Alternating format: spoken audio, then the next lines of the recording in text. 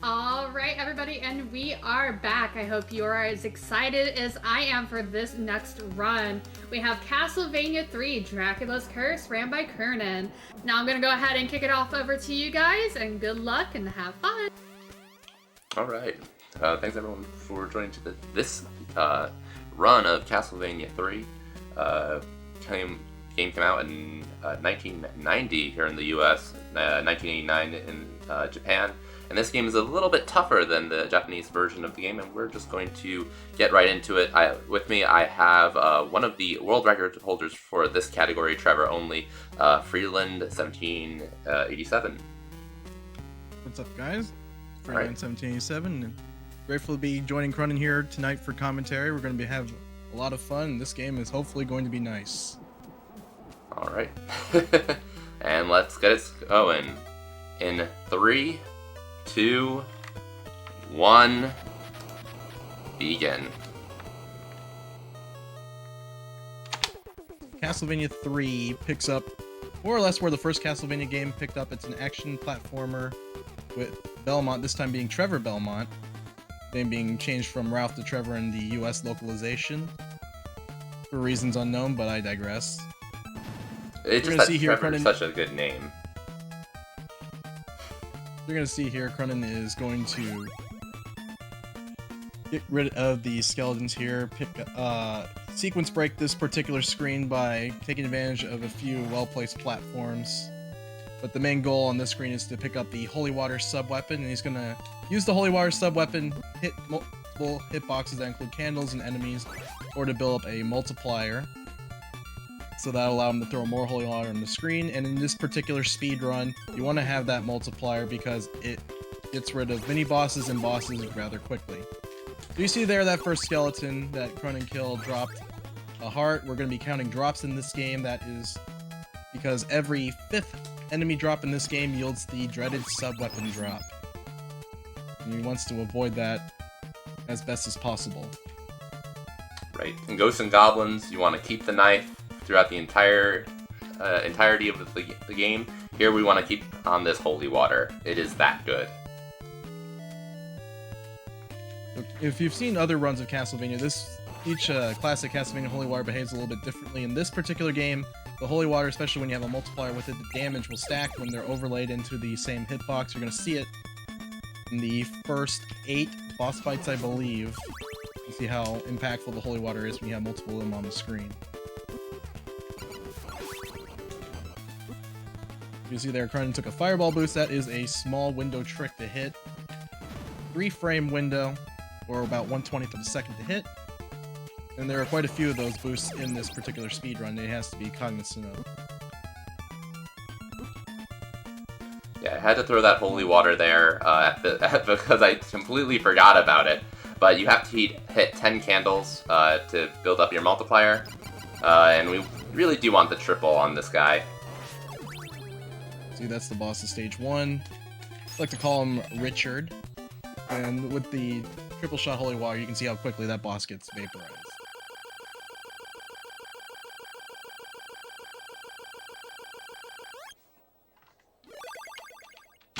After completing stage 1, there is the central theme with Castlevania 3 that makes it stand out compared to other previous titles, is that Castlevania 3 has branching pathways. In the speedrun, you will see 2 of them. This one here after stage 1, and another one during the middle of stage 3. Which is kind of almost like the big intersection with all the different speedrun categories for Castlevania 3. So, entering stage 3, if you take the lower route at the stairs, you get to these 2 special screens. Fortunately, for the most part, these 2 screens are pretty easy to tame. You want to make sure you don't get too many enemy drops, though. Because the next screen will be one of the most dangerous screens in the speedrun, coming up here. Now, we're at the point where all the categories intersect here in stage 3, so we're going to be going through this screen. There are owls on the screen. You have to be careful because there's also a sub-weapon cross on the screen, as well as watery pits, and we all know in classic Castlevania games, the Belmonts are hydrophobic. One touch of water and they just die. Owls are also a threat to drop, because the Holy Water sub-weapon is also particularly prone, compared to other sub-weapons, into forcing enemy drops. You'll see later in this run where that holy water is useful for forcing drops out of the way before you have to worry about that. Brennan has to be a little bit careful here which enemies he kills because his sub-weapon drop count now has reached 4, coming into the midpoint of stage 3. Fortunately, he's able to jump over that axe, and the count resets to 0. That's where I wanted to be at this point. Now we're coming up in the fork stage. Brennan's health is very good, so he's allowed to skip the meat in that corner block at the end of the stairway. If he had lesser health, he could opt to take that. That gives him an extra 8 hit points, which will allow him to get through the dangers of the second half of stage 3.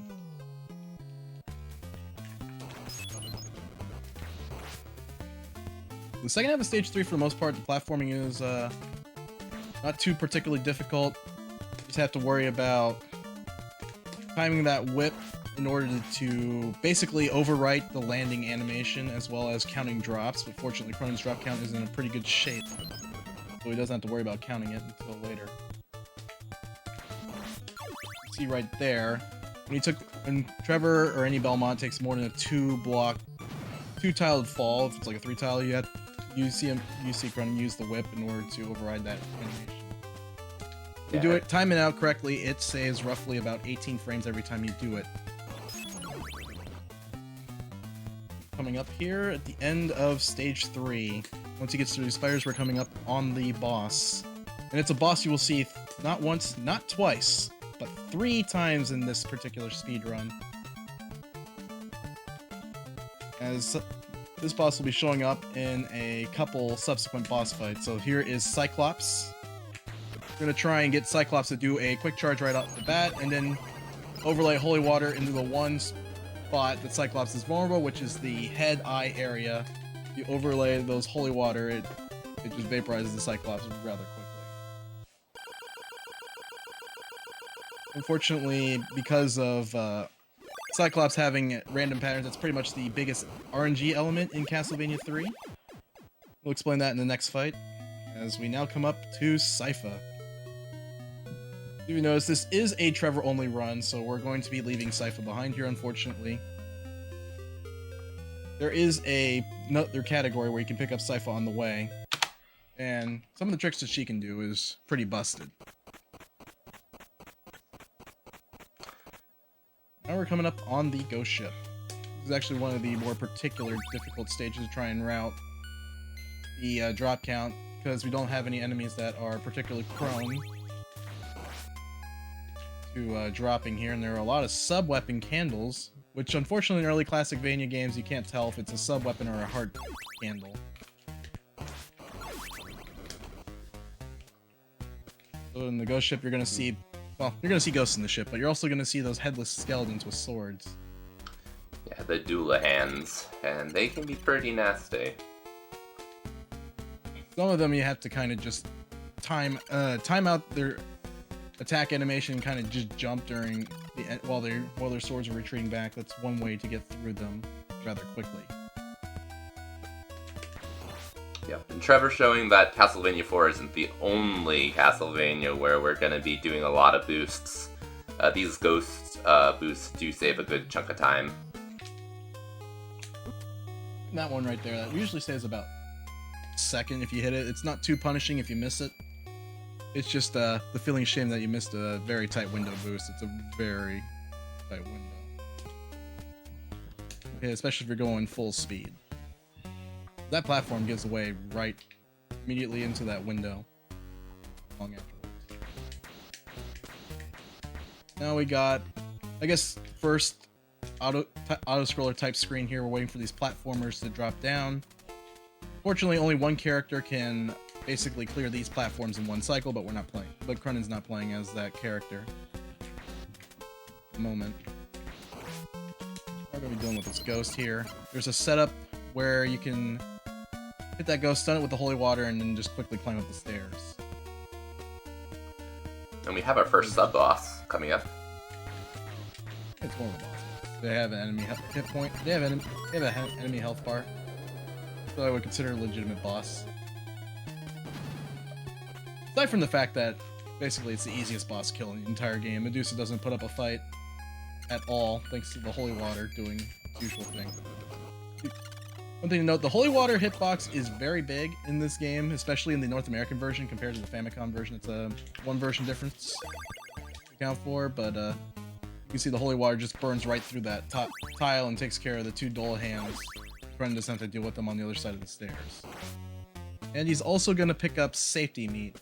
Took an extra hit at the beginning of the stage, so that will allow him to pick up some extra health in order to do a quicker kill on the end of stage boss, as well as some extra hits to work with. The next part of RNG in this game, the lovely, lovely crows. They're very smart birds. If you know Castlevania games, birds are jerks. Especially when the Belmont can only whip in one direction, and that's forward. Not so bad in games where you can whip in diagonal, or in the case of C4, multi-directional and basically limp whip that one hit kills the birds. Now we're coming up on the stage 4 boss. We have an evil ghost flame. This will be one of 2 ghost flame bosses. He's going to be, and you can see there are 2 coffins. First coffin reveals mummies, but for the most part, you just put holy water on them as soon as they pop out, and then you just watch their HP drop. Now we're coming up on a Cyclops fight. Cyclops behaves once again. That'll allow Cronin to set up a quicker kill on the Cyclops.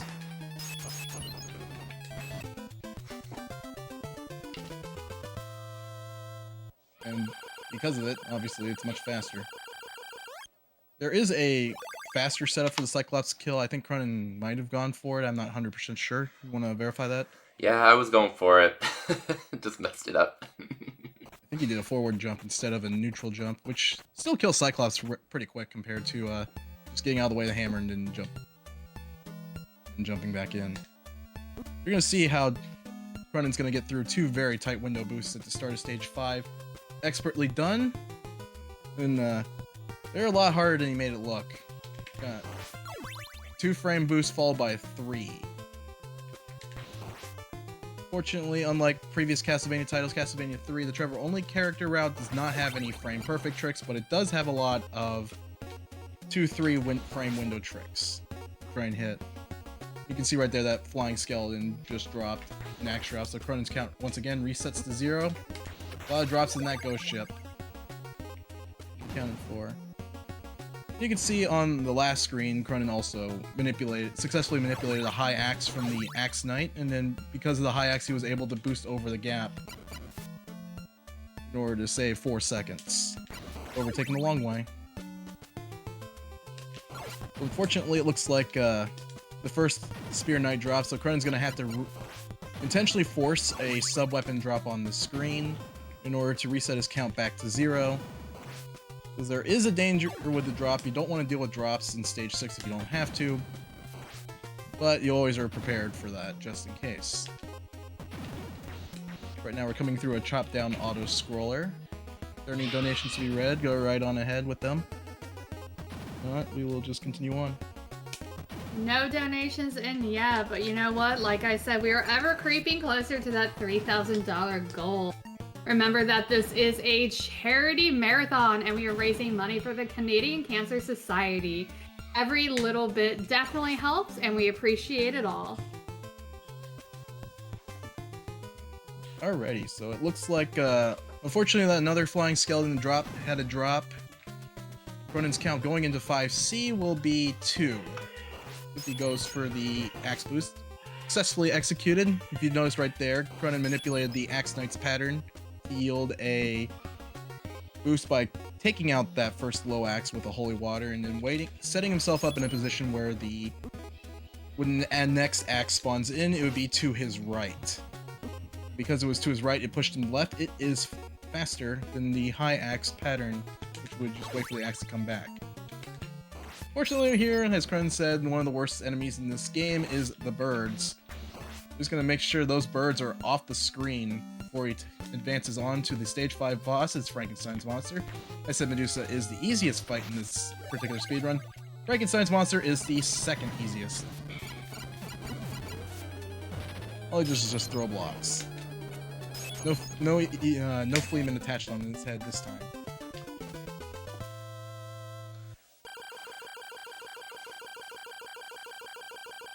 Alright, so now we're clearing out stage 5. This is where the game gets more difficult. You see a difficulty spike in Castlevania in the Trevor only speedrun coming in as soon as stage 6. Although the first screen, 6A, is not too particularly difficult, you just have to execute a couple inputs here. But then this is where the difficulty spike occurs in 6B. We have, not only do we have birds, which I mentioned is the worst enemy, but then the second worst enemy in the game comes in, fishmen. Fishmen and also water physics. That water is pushing Trevor all the way to the left, and the only way to avoid losing frames is basically chain jumps. But then once you get to the other side of the waterfall, it pushes Trevor to the right. And then you're just gonna ride the waterfall. It's just like the water stage in the river half of the second stage in Castlevania 4.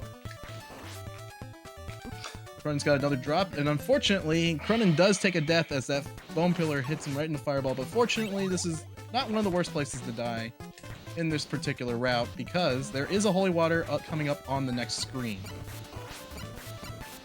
Fortunately, without the holy water, you can see how hard some of these bosses are to hit. And Axe Knight takes 8 hits, bone pillars take 6 hits to kill. Be careful here. Gonna be dealing with not only bone pillar but also bat. Alright. He's gonna, once again, just like in stage 1, hit Candle's enemies with this holy water, build up a multiplier, and then of course get with a triple shot, try and get past the upcoming boss. Gotta be a little bit careful. He's down to his last hit.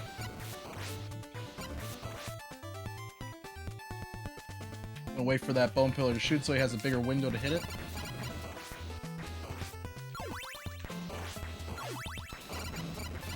Gonna take care of this Axe Knight.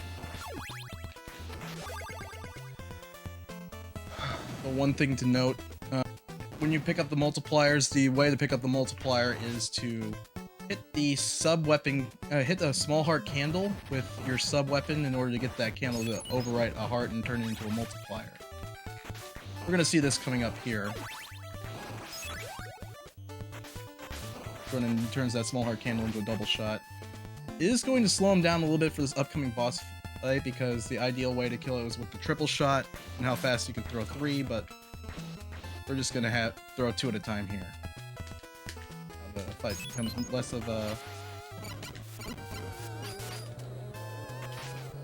about speed and more about surviving. So we got this upcoming boss fight here, Hydra. Well, I call them the Hydras, I'm not sure what their official name is. You're gonna see how effective the Holy Water once again is at killing these two particular Hydras. Without the triple shot, he does lose a shot at the 2 cycle, but a very steady 3 cycle fight on the Hydras is only 3 seconds slower.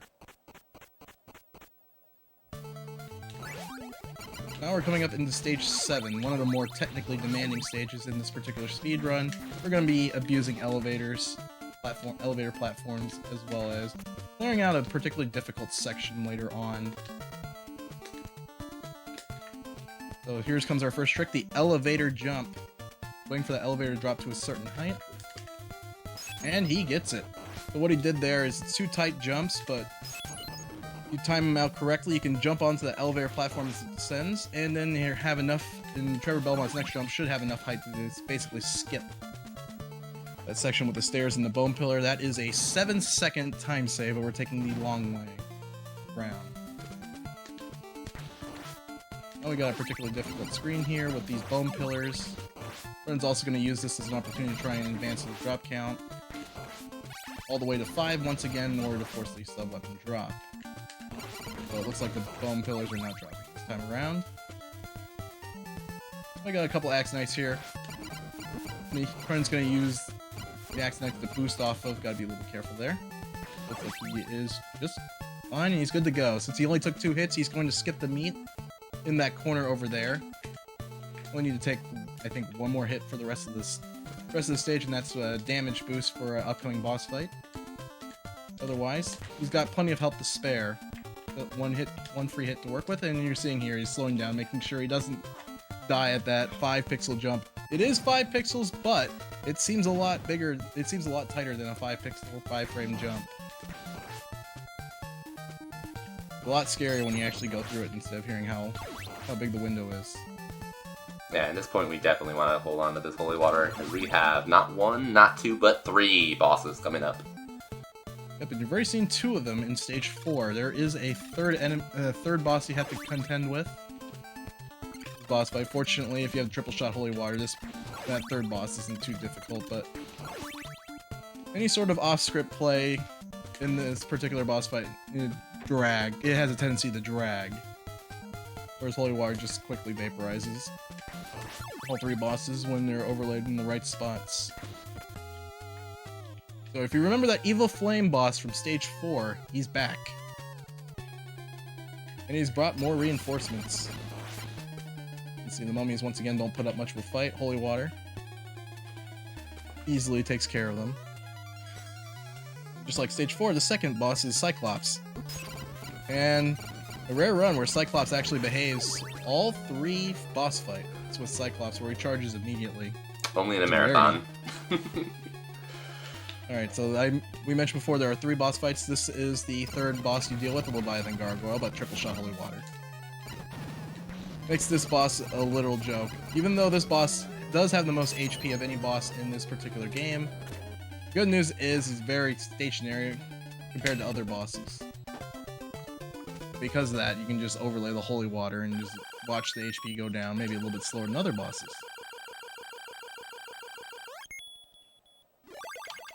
Alright, so we're down through stage 7. So stage 8 is kind of like the calm before the storm. Not very technically demanding compared to other stages, kind of a lull there. The difficulty drops a little bit. Right before the, what I like to call the real final boss of the game, of this particular speedrun, stage 9. This is Deja Vu. Same song, different game. If you guys didn't know, this is a remix of the Vampire Killer track that is the first stage of Castlevania 1.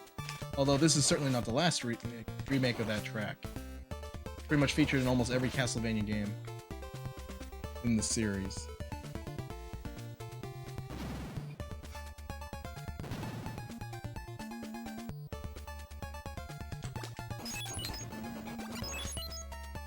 Going up through 8-2. 8-2 is just an exercise of using the holy water as best in order to deal with enemies that you otherwise couldn't reach. Give yourself a lot of options to work with. So now we're through the blobs. We're gonna go to the Axonites again. Ooh, nice hurdle. Gonna go for damage boost off the Axonites. Cronin has plenty of health to work with going into 8-3. If you notice, his heart count is a little bit low, particularly coming into a boss fight. But there's a new strat found for the screen that saves roughly 2 seconds. Cronin's going to eliminate a lot of candles here during this crumbling bridge section, because we're getting rid of sprites, and getting rid of sprites on the screen will reduce the amount of lag on this particular screen. And there's plenty of chances for Cronin to basically drop his holy water count, his heart count down as close to 0 as he can. Awesome. Ooh. Nice. Unfortunately, Death got away. He goes right into that corner if he does. Take him out that way. See if he one step. So after you beat Death's first phase, there's a second phase, but basically it's just a giant skull floating about. Nothing to be really worried about. One interesting tidbit with the Death fight: if you're going in there with a cross, Death's second phase counters not counters, but basically rejects crosses. You can't deal any damage, and it just has that sound effect where it doesn't deal damage. I did not know that. That same kind of thing does happen in Castlevania 4 against Death once he does his, like, whirlwind attack. Now we're coming up on one of the more notorious screens of Stage 9, Fleeman Alley. This is the... Unfortunately, Cronin gets a stopwatch. If this was Cronin's stream, we'd be hearing Zawelbo play right now. Unfortunately, it looks like Brennan was able to manipulate the birds to drop Fleeman in less than ideal spots. They just drop in right behind him. You can just keep walking through. So the sub-weapon drop itself isn't particularly damaging, although not in the ideal spot, because we're going to be switching out. Well, not me. Brennan's going to be switching out that he was going to switch out his Holy Water for another sub-weapon anyway. For at the start of 9-3, pick up the Holy Water and work a double shot in order to do a triple shot axe manip on the beginning of the next stage. Now we're coming up on another tricky screen. This is probably the second hardest screen in the game. Navigate in the speed run. You got Bone Pillar shooting, and they are particularly aggressive in the North American version compared to their its Famicom counterpart. Unfortunately, well, Krun does a good job manipulating those bone pillars to shoot and get away from the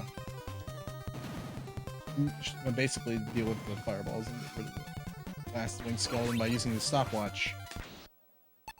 He's gonna use another stopwatch here. It's gonna save him a little bit of time, because he doesn't have to worry about waiting for that Axe Knight to decide whether he's coming or going right around the stairs. They like to troll. Do you mind if I cut in real quick? Go ahead. Oh, they're on a scroll. I want to give a huge shout out to Kevin P. Thank you so much for that $8.90 donation saying good luck. Thank you so much for that donation. Every bit helps and we greatly appreciate it. So you see right there, Cronin picked up another Holy Water sub-weapon. He's going to use that, and he's going to try and build up a double shot multiplier. Has to be a little bit careful. If he lets the Holy Water deal all the damage to each one of these skeletons, they will drop. It's, I think it's 10 hits to build up a multiplier as well, so there's your double shot. He's going to be carrying a double shot. He has to be a little bit careful. His sub-weapon drop count, I believe, is 3. So he's 2 drops away from that dreaded sub-weapon drop.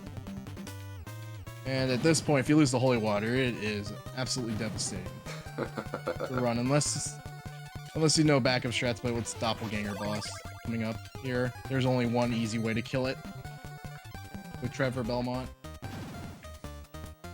And it's the strat that Cronin's going for right now. If you remember that room in stage 6 that I said where the difficulty spikes, this is another instance of that. This time we have more birds, more water, physics, and more fishmen. Like that, it's basically that screen times 2. And with stairs. Every Castlevania speedrunner's favorite form of platforming on the screen. Cronin's gonna make sure these birds are off the screen, take care of them before they cause any trouble. You gotta watch out for fishmen. There is an axe drop out of the way. Now he doesn't have to worry about it. So with that sub-weapon drop out of the way, the only thing he has to focus on here is making sure he doesn't take any cheap damage from the Medusa heads, and then set up the Doppelganger boss fight kill. So with careful timing on the Holy Water, Holy Water placement, you're seeing Doppelganger basically get stuck in a stun lock, and with extra health, even Doppelganger breaking free momentarily was not enough to slow down Cronin at all.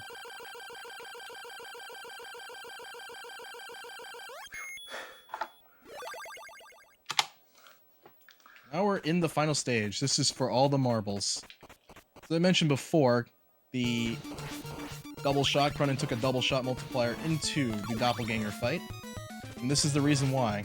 So force a triple shot axe by getting the axe, manipulating a triple shot drop out of the candle and then grabbing the axe first.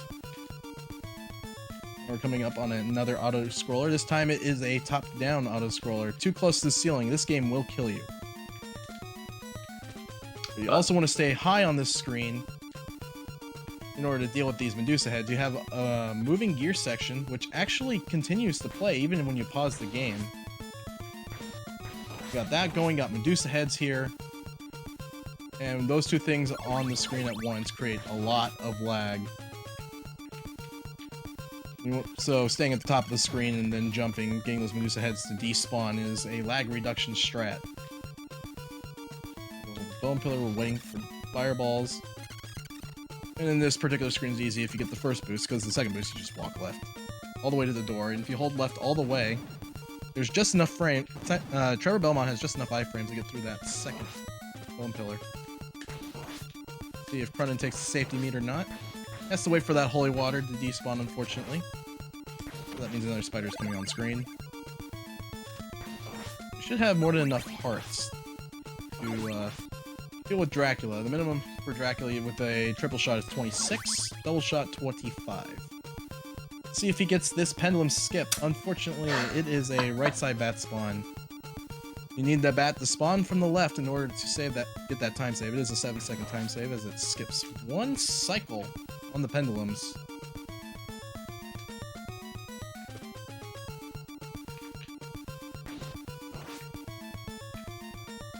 And this is also another NES special. There are bats on the screen, whereas in the Famicom version, there are no bats. Now we're coming up with the Dracula fight here. Cronin's going to pick up as many hearts as he can get in order to give him the most number of axe tosses, and he's going to go for 1 cycles on every phase for Drac here. Fortunately, a little bit too close to Drac there. Dracula acts especially cranky if you get too close. There's a small amount of space that you can work with, that you can just go do the axe strat on Drac, and it's good to go. So now, because of the little bit longer axe fight, phase 1 fight, second phase, which is just a bunch of floating heads shooting blood at you, this fight is a bit off script, but with the extra axes that I picked up at the beginning, that's not too particularly troublesome. Now we're into phase 3. Drac, because this is Castlevania 3. Drac needs to have 3 phases. Cronin's doing a strat here that manipulates the lasers to shoot straight down, out of the way. And he does get the 1 cycle. There. There is a tight window in order to hit that particular strat, and that is time. Whew. GG, that was an awesome run.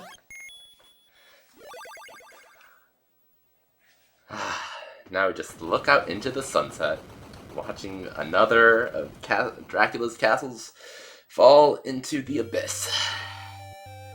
As is the right of every Belmont. I believe it actually starts with this game. Actually, we actually have Show the Belmont. They do have the Cliff Scene in CB1, but there's no Belmont. I wonder if Adventure actually gets there first. Might have come out just a little bit before CB3. You see here, there's the special Trevor Belmont ending. Almost feels unsatisfactory compared to the other endings that you get in this game. Where basically Trevor rids the world of evil and yet doesn't get the recognition that he deserves. So basically, just to recap this run, it looks like the RNG cooperated for the most part. I think you had that that unfortunate death in stage 6, but you picked a pretty good spot. It was a pretty good spot for death because Holy Water was on the next screen, and then the Fleetman dropping a stopwatch at the beginning of stage 9. Yeah. Unfortunately, we're able to get through that one too. Yeah, I was pretty nervous about this run. This is my first time doing it in a marathon, and I'm I'm glad I only died where I did. The death fight in stage 8 was pretty scary. Not gonna lie. But yeah, pulled that one through. An off-script death fight in this particular category is as scary as Cronin makes it sound. You don't typically see it a lot because the death fight is very easy. Is a pretty simple setup overall, but obviously you never know what goes on in a marathon. Always have to have that marathon luck. Now, as we're wrapping up, is there any special shout-outs to anybody, to the community? Where can we find more information? And especially people who want to, start learning the game, where can they find you guys? Yeah, so Freeland actually is my mentor for this game. He made a tutorial, I think just a couple months ago, but I picked up the game pretty quick from him, and also from Level Engine and a lot of the other greats, K-Mac and FunkDoc. Kutsushita as well, and just like for Castlevania 4, we're all on the Castlevania Discord, and if you're interested in any of those Castlevania games, you can find us there.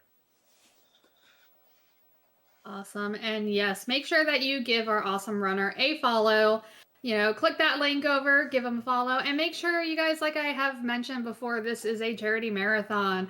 We are ever creeping closer to that $3,000 goal! Exclamation point. D will get you that link. All right, well, we're going to take a quick break and get ready for the next game, which is going to be Mega Man Rock and Roll by the wonderful Resisting Frame. So don't go anywhere, stick around, and we'll be back in just a moment.